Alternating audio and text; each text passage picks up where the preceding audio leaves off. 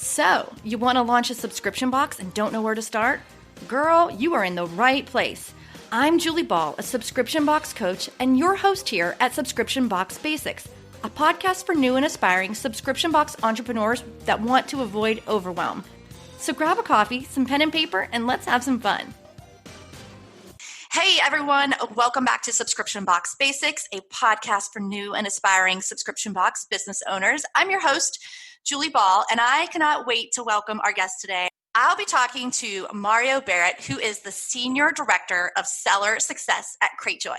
And if you've been following along, you know by now that Cratejoy is the all-in-one software platform that we use to run my multi-six-figure subscription box business, Sparkle, Hustle, Grow. So we launched using Cratejoy in October of 2016, and we still use them to this day. So we're planning to do this 3-episode series where we're going to be talking about some really impactful topics. Today, we are covering pricing strategies. Next, we'll talk about the pitfall of overcomplicating your product. And then finally, we'll chat about getting feedback and what to do with it.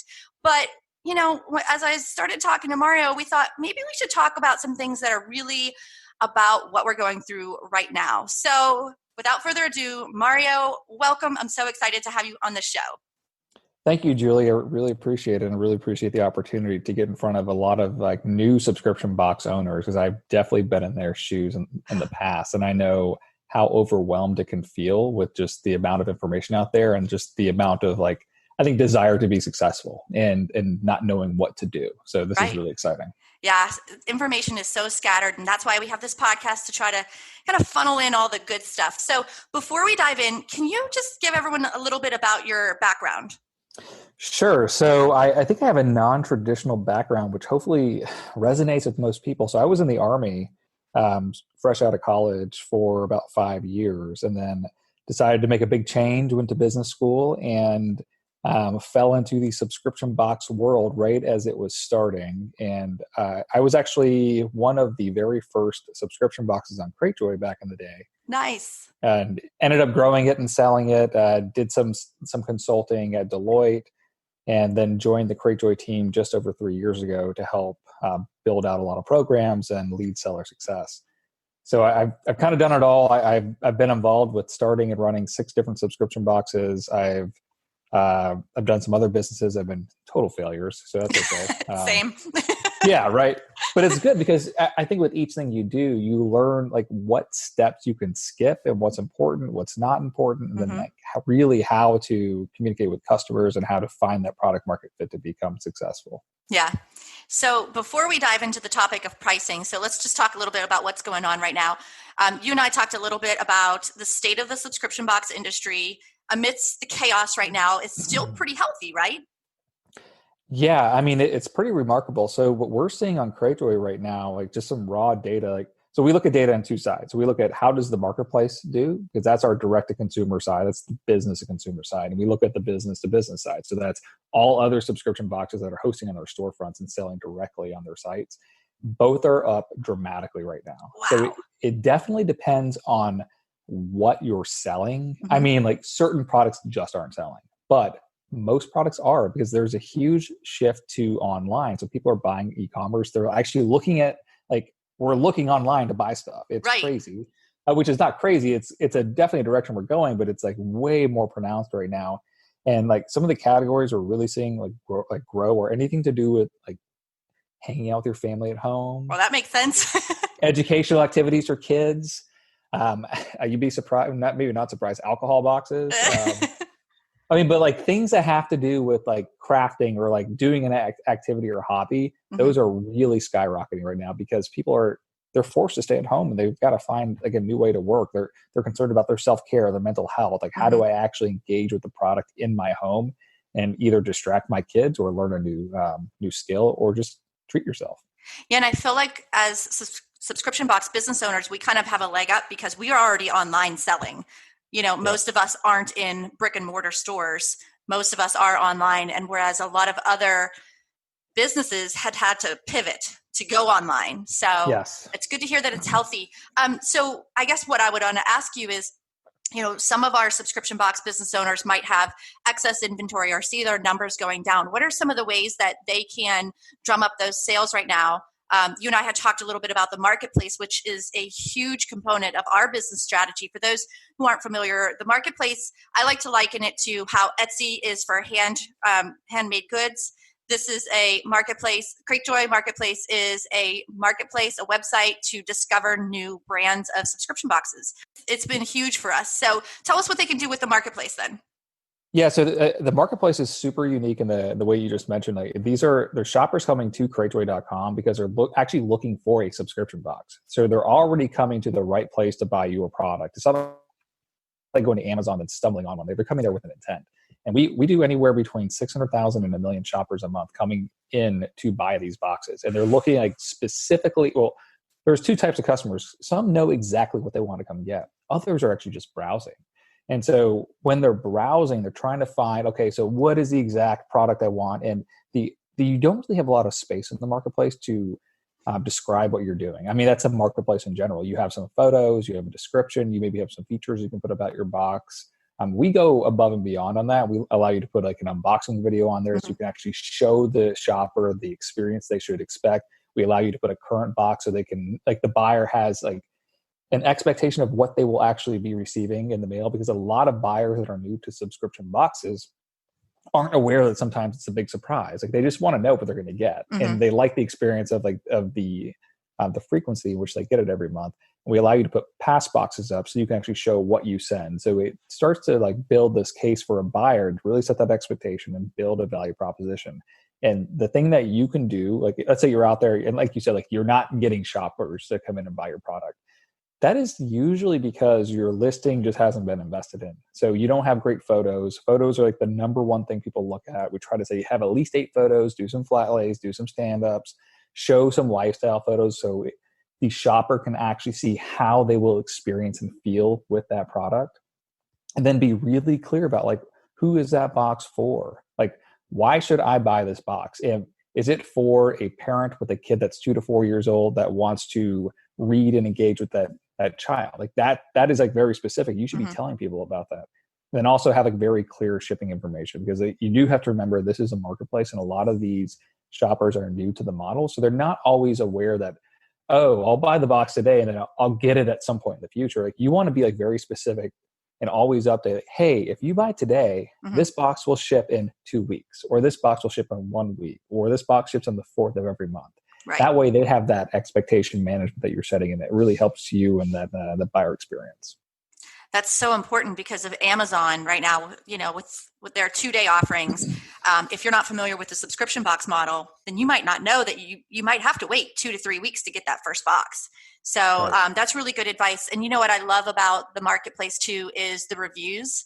Now would be a good time to reach out to some of your loyal fans, to some of those subscribers that have been with you 3, 4, 5, 6 months, and say, would you leave us a review? This would be really helpful for us to gain business, because social proof is so important. And does it impact the conversion rates? Do you see the reviews impacting the conversion rates? Yeah, I'll let you peek behind the curtain real quick. So we definitely are. So we're a technology company. Like we are product and engineering people, and what we care about is understanding user experience. And so we definitely review every single thing that happens on this website.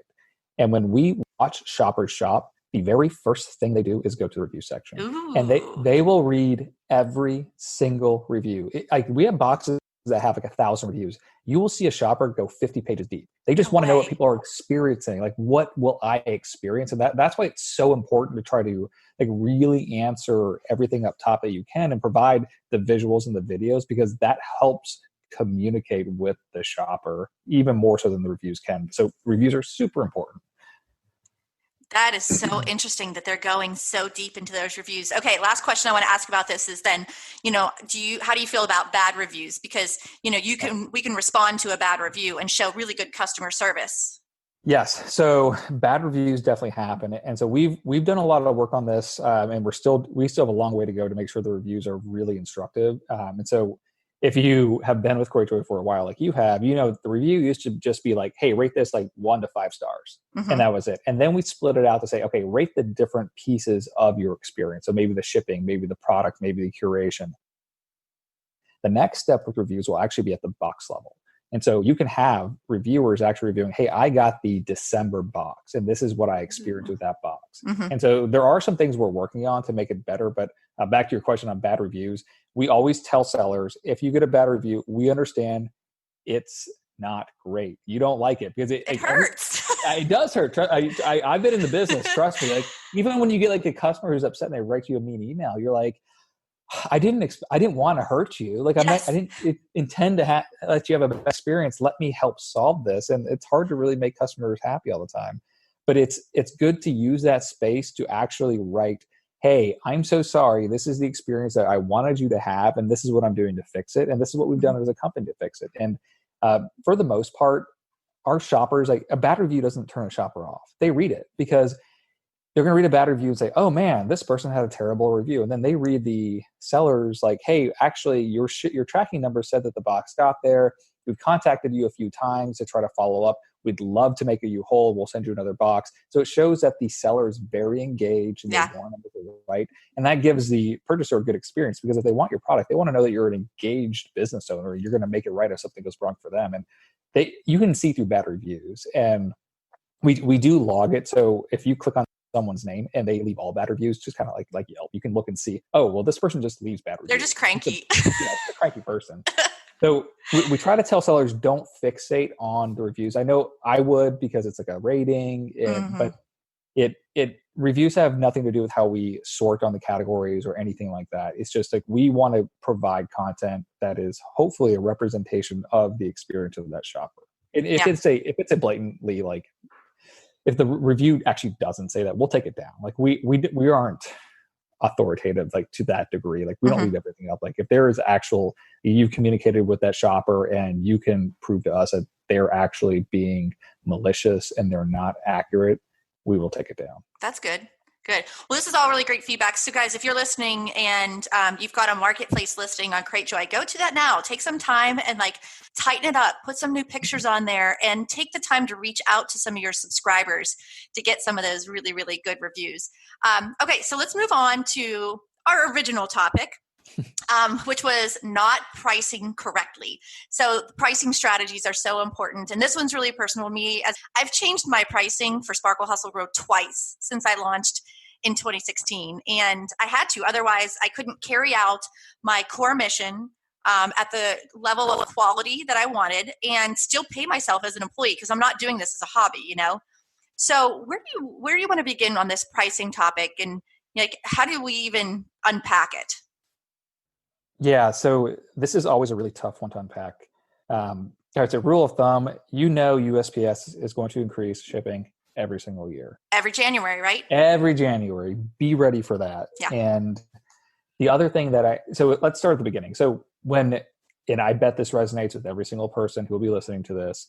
When you go to price your box, or you go to start your box, you probably think, I have a great idea. And you Google it. And you say, oh, I'm going to do a box that sends X, Y, and Z in it. And oh my gosh, 5 other people do the same thing. How do they price their box? And then I guarantee you're going to probably price right around with their pricing, and you're maybe undercut it by $1 because like, oh, if I have a better price, people are going to buy my product. It's like the Price is Right strategy. Right. And I'm not saying everyone does that, but we see this as a trap people get caught in because then you're not actually selling a value proposition or like why someone's buying your product. You're just trying to price competitively with everyone else, saying, we're the exact same product. You should buy mine because I'm a little cheaper. But what that does, like, you don't know that other person's margins. You don't know how they're sourcing. You don't know their volumes, and they might be getting way better pricing than you.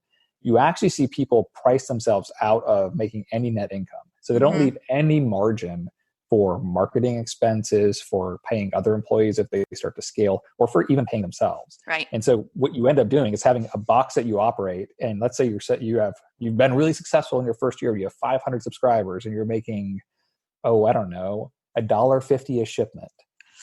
Is that worth your time? And that's where like it's, you're like, oh my gosh, I'm so successful, but I priced so low that it's not like your contribution margin is not worth it. And Right. so we always say like you should always have at least 40% gross margin left over. And with that 40%, you should be able to have some budget for marketing and some budget for yourself.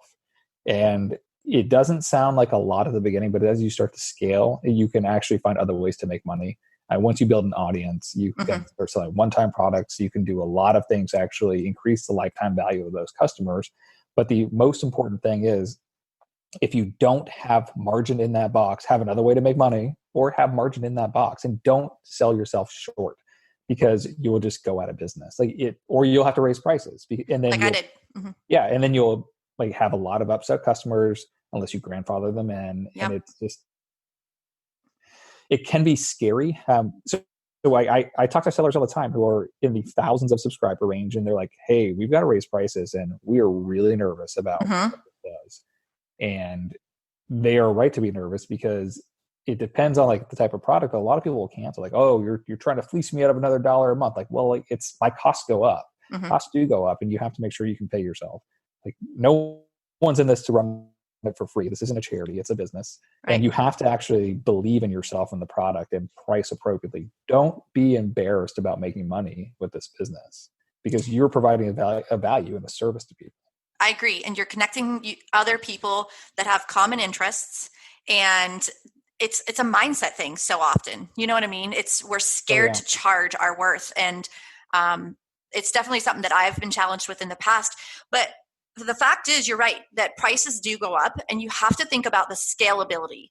Are you going to be able to continue this a year later, 2 years later, 3 years later, knowing that shipping costs have gone up?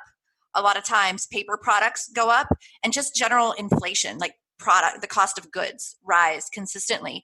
And so you want to look ahead and think, okay, I don't want to have to change my pricing every year like USPS does. I want to build that in, and I want to pay myself. So yeah, it's so important. But I feel like there's no like right answer, because every market is different. Every category is different. Sometimes a luxury product versus a product for your kids, they're going to be priced so differently. Yeah. And so I would throw out some things I've seen. If you look at everyone wants to know margins, right? Where should I be? How do I know I'm successful? Like, if you can do 40% minimum on gross, and then if you can make between, I don't want to go too low, but if you're like at 12 to 18% net income on your box, I think you're doing a great job, because that shows that you've been able to control your prices. Like that you're able to control like what you're spending on growth. You're able to acquire customers through cheaper channels. You're able to retain customers.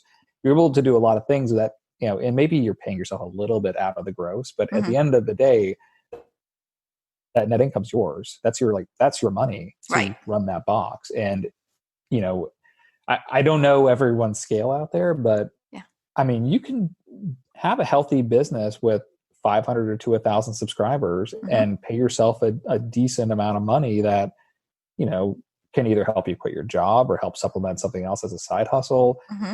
But you have to make sure the margin's there, or you're just going to get burnt out. Yeah. One of the things that's really helped me is knowing exactly what my product budget is. So I've got my fixed costs. I've got some contract workers. I know what the cost to ship my box is. I know what it costs to actually print my box. And then I've got my product budget. And so that's what varies from month to month. I know what my cap is. I never spend over that cap. And that's a conversation that I've had with my husband, as he is newer in the subscription box world. Is I asked him, do you know what your budget is for products? And if you know what that is, don't go over it. In fact, challenge yourself to ask your vendors for better pricing, ask your vendors for free shipping, and they can say no, and you can still make place the order. But it's really helped me to have that cap. And then every year as I continue to grow, I am able to get products at better prices, because, the economies of scale. If I'm going to buy 1,000 books versus 100 books, I'm going to get a better price. And so I've been able, it's almost like a game for me, as I have all these ideas to put in my box. I've got my products, I've got, office supplies and books and tech gadgets and stuff. And then it's all about manipulating them to find which ones I want to pair up together and that are still going to fall at or under that product budget. Yeah, absolutely. And you're right to have those budgets. I've definitely had conversations where people don't, and they're like, well, I want to spend between $10 and $15 on product. Like, well, no, you have to be like $10 is your max. I And stop here. Yeah. yeah, like if this vendor won't do it, call the other, call the other, call the other. Like someone will meet that or adjust what you're selling or raise your price. Like you have to make sure you don't overspend. Exactly. There's been so many products that I've just had to say no to because either one, they didn't fit the budget, or two, they didn't fit the box, because our boxes are only 6 by 9 by 3. And so a lot of people say, well, why don't you just send a bigger box? And I said, well, it costs a lot more to build a bigger box and to ship a bigger box. So having those restrictions, I could look at those as limitations, or I could look at it as it's like a game. I've got to find what fits the box, what fits the budget. Yeah, that you bring up a good point with the box size. It's I often forget that it's like that is the limitation. Like that's your shelf space in that box, and like how can you maximize the value of that shelf space while staying on budget? And that's a very difficult thing to do. And I think it's really hard at the beginning because you just don't know where to start or who to reach out to. As you grow, you get better processes and better connections, but it's daunting. And I'm not going to just like gloss over, oh yeah, I have a good budget. And it's just like, you have to commit some like real brain power and some real, like roll up those sleeves and like start like smiling and dialing. Yeah. It's like a discipline. You'll be talking to a lot of vendors out there. Yeah. Okay. So last question about pricing is, do you have any advice for people who realize that they're like, oh no, I priced way too low? Do you have any seen any trends or any advice for raising those prices? Yep. Yeah. So some things people do. So you can phase out a product and introduce a new product. And so what you do is basically, this is like the thing with price. If you need to raise prices, you can communicate with customers and let them know what happened. Like, hey, we've got to raise prices. That's one option. Over communicate with them. Over communicate. Like, this is going to happen on this date. You can opt out. Like, I want you to opt out. I want you to be, or you offer them a grandfathered in pricing so they get to keep what they were doing. But you don't let anyone else in on that. And then you update pricing on your website for all new subscribers coming. Yes. We have a minimum of 3 communications. Like if we're changing prices, we say to ourselves, okay, we're going to send 3 emails, and then we're also going to share it in our Facebook group. That way we can, and we verify, like we write it down. We said, we sent an email on this date, and this date. So when people inevitably come to us and say, hey, my charge was higher this month, what's up? We'll say, oh yeah, we communicated this on these 3 days via email about what the new product is, or, the changes we were making to the product and the price. Right. Yeah. And I think you get it. If you don't over communicate, you're going to miss a lot of people. Like people don't read emails. People don't read. I mean, that's just the thing. Like you can even put on an insert in your box for like before it happens. Like, hey, by the way, next month this is going to be $3 more, and this is why, and we really value you as a customer. And for one time only, we're going to like grandfather you in for at least the next renewal. Like, keep them around. You've already paid for them, so you want that lifetime value of that customer. But you cannot go broke by serving customers that are paying too little. Like that's just the thing. Like, don't do it. Don't be embarrassed. Other things that I see people do are introduce other tiers of the same box. So they will introduce a premium box. It might have like one more product, but they can charge $8 more for it because there's more value in the box. And then they start to phase out the money losing box, like, in air quotes, and they start to phase in the more expensive box. But otherwise it's if you have a free shipping option, you can always add shipping. That's another way to do it. There is no silver bullet for pricing changes. It's just like brute force sometimes. And it's just like over communicate. Yeah. So the last thing I wanted to mention about pricing, and this was from our personal experience, is do the math. If you're going to figure, say you have 100 customers at a certain price and then you're going to raise it. If you lost, say 30 of those customers, do the math of the new price times how many customers you retain. You might be in a better situation to lose those customers at the higher price. You know what I mean? When you look at your total revenue.